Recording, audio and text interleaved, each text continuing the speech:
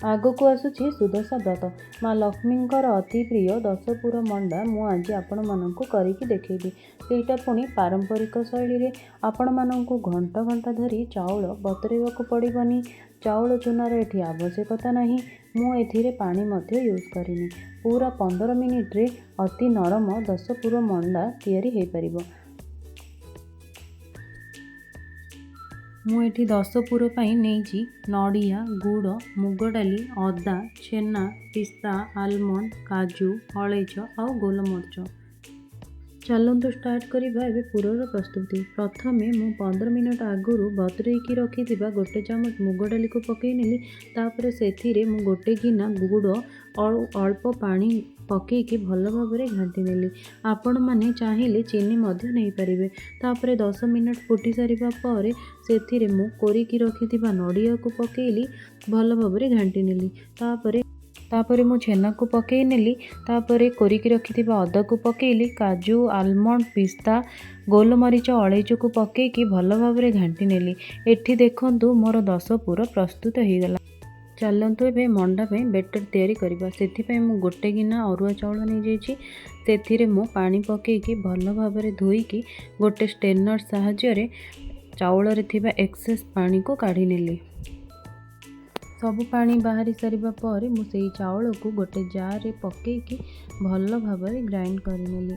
Grind हो सारिबा पर मु सेथिरे गोटे गिना क्षीर को पकईली। जो गिना रे मु चाउल को मापिकी नहीं थिली सेई गिना रे मु गोटे गिना क्षीर को पकईली और भल भाव ग्राइंड करिनेली। ग्राइंड हो सारिबा पर मु सेथिरे हाफ टी स्पून लुण पकई नेली। लुण पकई सारिबा पर देखंतु बेटर कंसिस्टेंसीटा एमिति रहिबा दरकार। एबे जंतुणी पाई मु गोटे कढ़ई रे 1.5 गिना क्षीर पकई नेली। तापर सेथिरे गोटे तेजपत्र गोटे बड़ चामच घी पकईकी भल भाव घाटी नेली। क्षीर टिके फुटी सारिबा पर करिकी रखिथिबा बेटर को पकईकी भल भाव घाटी नेली। मन रखिथिबे जमारू भी घांटीबा छाड़िबेनी। प्रथमे मु गोटे गिना क्षीर नहीं जाइथिली बेटर पाई। एबे जंतुणी पाई सेई गिना मापरे 1.5 गिना क्षीर को मु यूज कली। देखंतु एठी मोर जंतुणी प्रस्तुत हो गला। देखंतु एठी मोर जंतुणी केते सॉफ्ट हो जाइछि। आहुरी सॉफ्ट करबा पाई मु टिके घी हाथ हेकी से जंतुणी को भल भाव चकटी नेली। तापरे मु जंतुणी नहीं कि गोटे बॉल शेप करी नेली। तापरे मु ताको गिनार शेप देकी सेथिरे मु करिकी रखिथिबा पूरो को पकई नेली। तापरे भल भाव बंद करी नेली। एमिति उपाय रे मु सबु जंतुणी को करी नेली।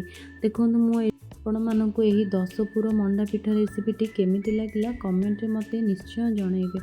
चलंतु एबे मंडा को सिझेई नबा। मंडा को सिझेइबा पई मु एठी गोटे इडली रो कुकर नहीं जाइछि।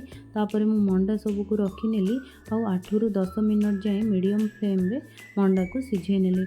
देखंतु एठी मोर मंडा पिठा सिझिकी रेडी हो गला। अति सहज उपाय रे मात्र 15 मिनट रे एही नरम मंडा पिठाटी तैयारी हो गला।